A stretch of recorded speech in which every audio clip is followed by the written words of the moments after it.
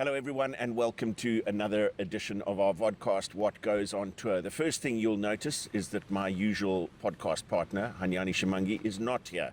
He's recovering from the injury that was discussed on our last podcast and rehabbing in the hope that he'll be ready for the end of year tour. We look forward to having him back, but we've got something very special for you today. We've got Head of Athletic Performance for the Springboks, Andy Edwards, and National Team's Sports Scientist, Sebastian Prim.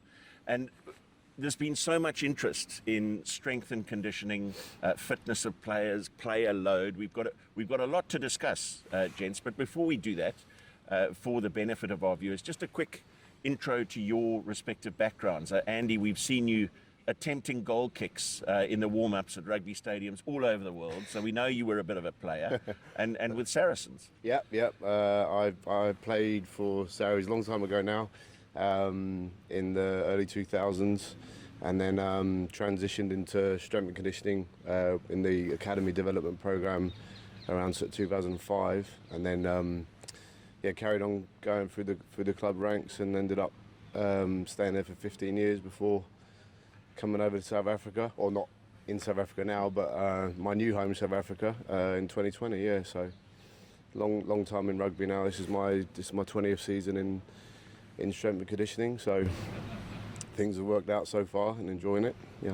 And Seb, for you, your journey in rugby has also been a special one because you spent considerable time with the Blitzboks, who've had amazing success as well, and now taking the step into the 15-man game. Yeah, it was an absolute privilege being there, also from about 2005. So I think similar to Andy, about 20 years now in sport. Yeah. And yeah, it's an amazing journey. Learned so much from amazing coaches, players there, and it's been an amazing journey, building the Sevens up from George all the way to selling up Cape Town Stadium, basically. Yeah, what a journey that was. Let's talk about the relationship with other members of the medical team, and there's been a lot of questions from our viewers and colleagues around injury management. So from the time that an injury occurs and the rehabbing of that player back into being fit to play. Tell us about the relationship with the doctor, the physios, and the work that you do to ultimately get that player back. 100%. It's very much collaborative. I think let's start there. So from the doctors and the physios making diagnoses, getting the proper information and data on the injuries, to obviously Andy and the physios and the doctor, again with myself, developing the plans in terms of return to play. So very, very much collaborative, very much trying to get the best advice and expertise on board to give us insight into making good decisions. But yeah, I think ultimately we all really work closely together to get the players back on field. Yeah, definitely.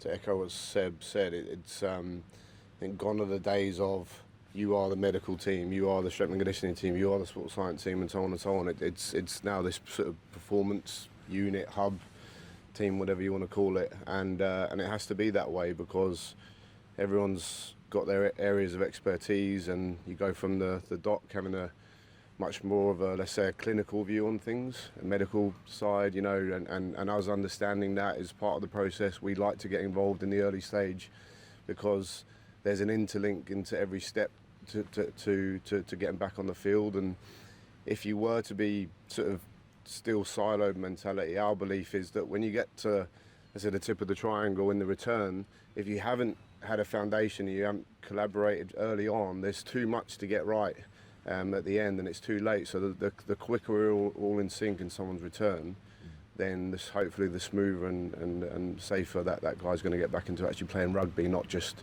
being fit. We want him to play rugby. And one of the great things about the sport is that it is a sport for all shapes and sizes, weights, heights, etc. Tell us about the difference in managing strength and conditioning processes for the forwards versus the backs. Yeah, it 100% is all shapes and sizes. I think the Boks are one of the best examples of that. If you go to, the Ebens and the RGs being, 120, 130 kilos and nearly 7 feet tall to someone like Cheslin who's, under 80 kilos. So we're a really good example of how unique athletes can be exceptional at what they do in their different sizes. And I think you have to have my belief is you have to have a sort of a twofold approach on what the team needs and then what the individual needs, which is what you're going to. The different positional needs can be slightly different, but you can never forget that the main thing is what the team needs to win, and that's where things kind of sink in. So I think a balance of the two things, recognising that there are certain needs for individuals, and that has to be focused on to develop them physically, but ultimately that has to then transition into what the team needs around the performance, which is where, let's say, running loads and things like that would be more in sync to understand where the team is going, and maybe there's sort of that subtle difference around the physical needs for the different types. Seb, we always see you at the side of a training field or during a match monitoring data. We've seen the devices that go in the back of the players' jerseys. What are you monitoring? What sort of data feeds are you getting in a typical training session and during a match, and how do you analyze and then apply that data? Yeah, so we're looking at total running volumes. That's probably the broadest level. And then we look at more specific running metrics like high-speed running, the number of accelerations and decelerations. We also look at the top-end speed of the players to see whether they're reaching the 90% of their max speed as well. Things like high metabolic load, which is a bit complicated, but it's a combination of high-speed running and accelerations and decelerations. So we look at all those variables throughout the training session. And then we translate that into, not necessarily translate, but we also have match comparisons as well. So ultimately we want the players from a weekly load perspective to be within a certain range. But ultimately, like getting back to what Andy said, it's all about preparing them for the match. It's ultimately all about that. So I think in terms of our experience, and we had really good conversations about that, we want to get the guys ready for Saturday. That's ultimately what we look at. And maybe some other people are more prescriptive in terms of chasing numbers, but that's definitely not our philosophy. Yeah. I mean, how scientific has it become, Andy? You say you've been in the strength and conditioning game for 20 years. I mean, the advances in available technology and data is extraordinary over that time. Yeah, definitely. Yeah, and you have to be aware of it all. You have to evolve with that and understand it. I guess me and Seb, we always want to know what a match is going to give you to allow you to then help give a plan to the coaches around what that needs, and that comes down to what the team needs and then what the individual needs within their certain positional group. So listen, it's 100% like important, and we that's why Seb is here. Seb is our AI, individual AI, if you want. He's way cleverer than I am, and we then decipher that, and with all of our experience with the coaches and the players' involvement as well, just have to mould that. So we'll never hang our hat on something because it's never one thing, but it's an important part of the jigsaw to have all of this available to us. Yeah. There's a very significant single syllable word that you've both used so far in this discussion. It's simply load. And we're having this conversation here in London on a day where World Rugby have published player load guidelines going forward, and we're not going to go into that in too much detail, but to sum it up, it's 30 matches at elite level per annum, and a maximum of 6 weeks in a row playing at that level. And interestingly, you were part of the panel that had these robust discussions.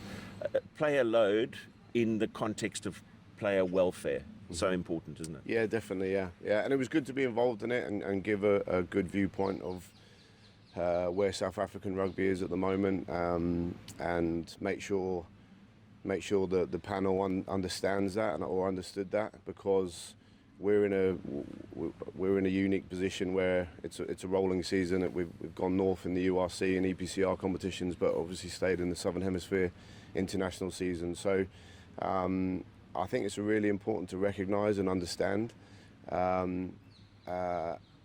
the moment, it's not perfect. I don't think it'll ever be perfect, but the key thing around what World Rugby have put out is that it is a guideline, because at the moment, it until potentially there's some sort of global alignment, it can't be sort of one shoe fits all.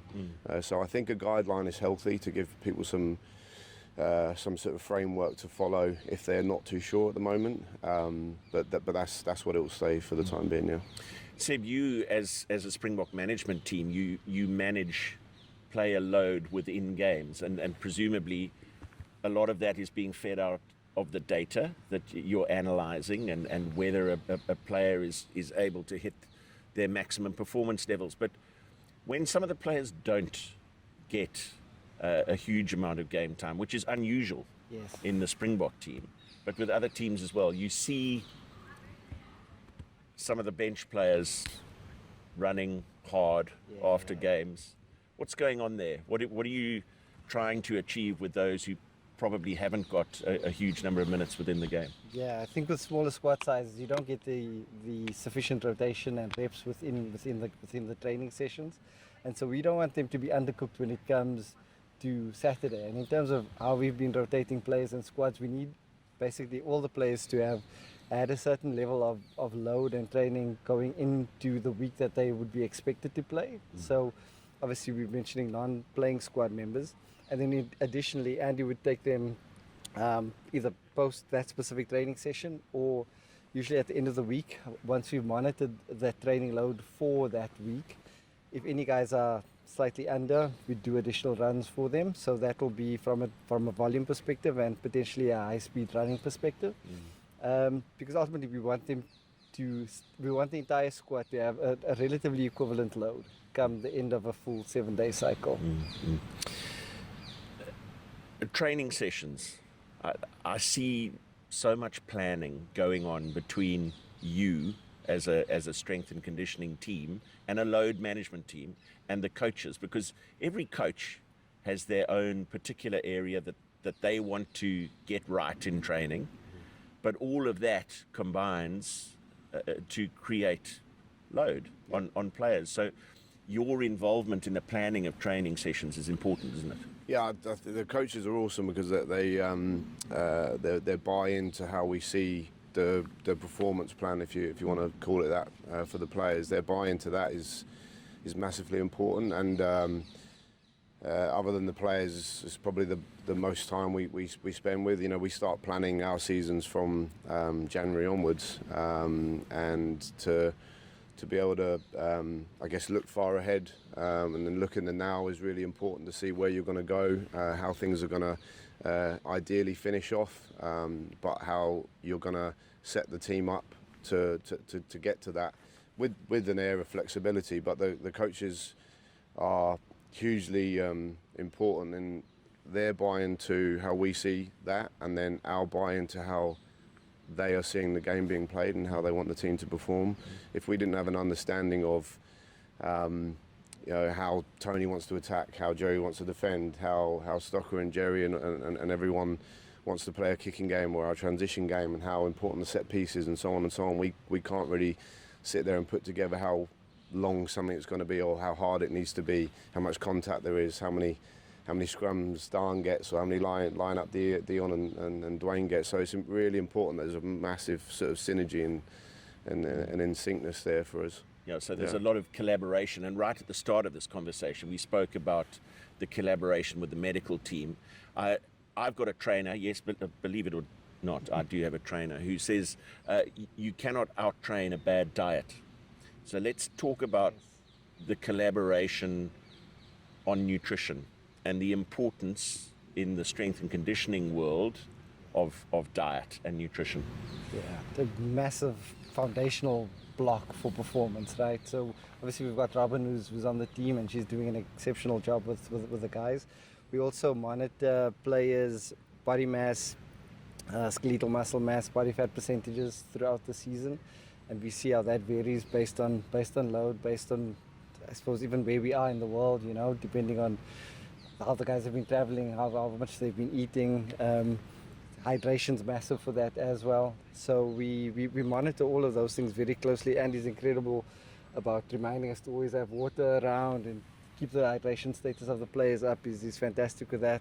And again, in terms of what's provided for us and what Robin sends ahead from a planning perspective, I think nutrition needs are really, really well taken care of from a macro perspective.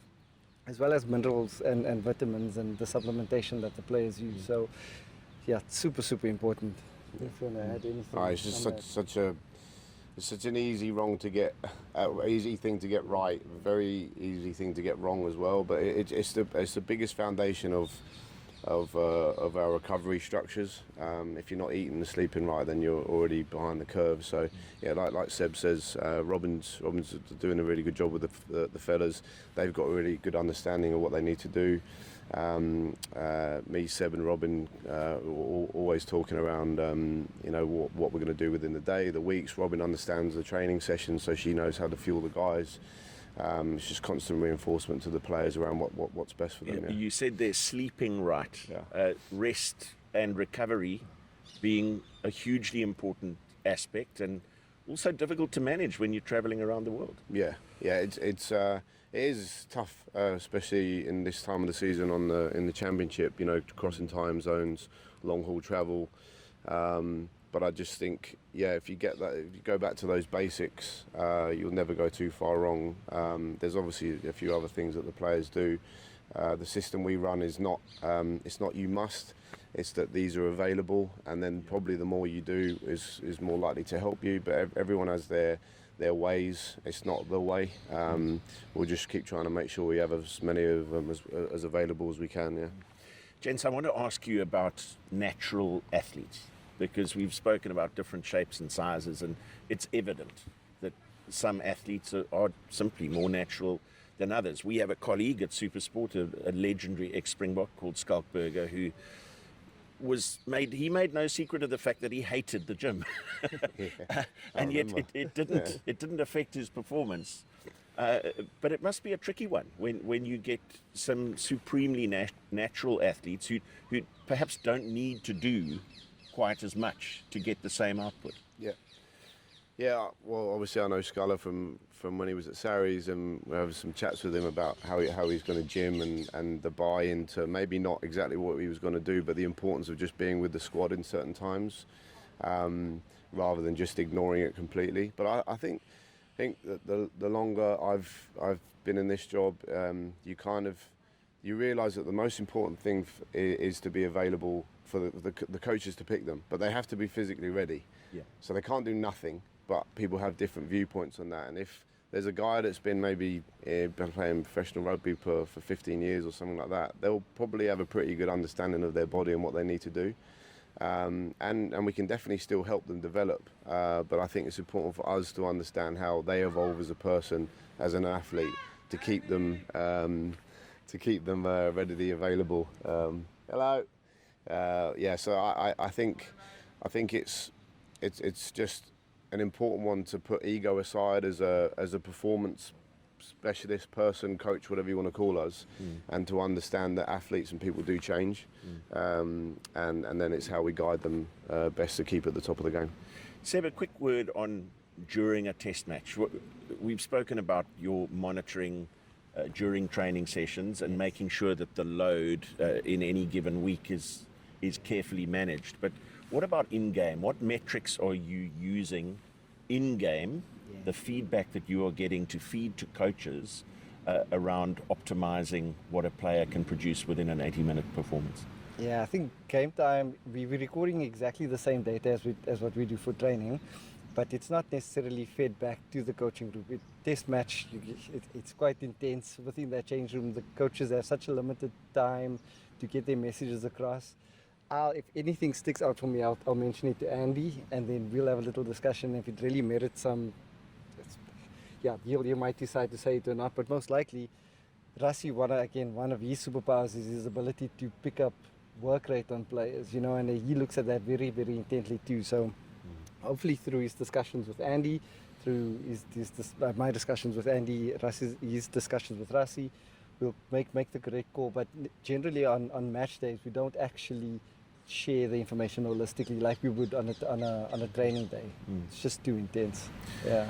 Gents, it's been a fascinating discussion. I just want to wrap it up by getting some free solicited advice for my touring partner, Hanyani Shimangi. You saw him go down that hill in Wellington.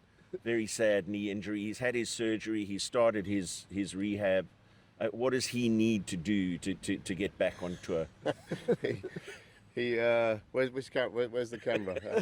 Shimmy, mate. Listen, I'm available. I'll offer you a good rate. Me and Seb, it comes as a package if you want. But poor guy, man. Yeah, no, shame on him, man. That was. We were laughing. We just wish we had the video footage of it. The drone was facing the wrong way, so we missed it. But no shame, man. He'll be all right. He'll be back on his feet as long as he can. Best, yeah. Definitely, now you see him, now you don't. It was so hilarious on that deal. Yeah. But yeah, and again, that nutrition, now that you are not training and as mobile, please just tone down a bit on the eating, Shimmy. Well, there you go. Well, there's some wonderful advice for Shimmy. He'll be back on tour soon. And gents, thank you so much for your time. It's just a fascinating field that you're in, and just creating this high performance environment that the Springboks operate in. Thank you as well at home for watching the What Goes on Tour vodcast. We've had fantastic feedback from our sessions in New Zealand, and obviously the Springboks did a lot to promote that as well. So thank you, and please share the link on YouTube and follow us on our journey with the Springboks. One more game to go in the Rugby Championship. We're here at the Lensbury Resort just outside central London, which I'm sure you agree is just the perfect spot for a professional team to stay and train. It's literally got everything Yeah, it's class. you could possibly need. So it's been a privilege to be here. And then one more game to go on Saturday at Twickenham in the Castle Lager Rugby Championship, and then 5 games scheduled for the end of year tour. So there'll be lots to discuss then. Until next time, goodbye from What Goes on Tour.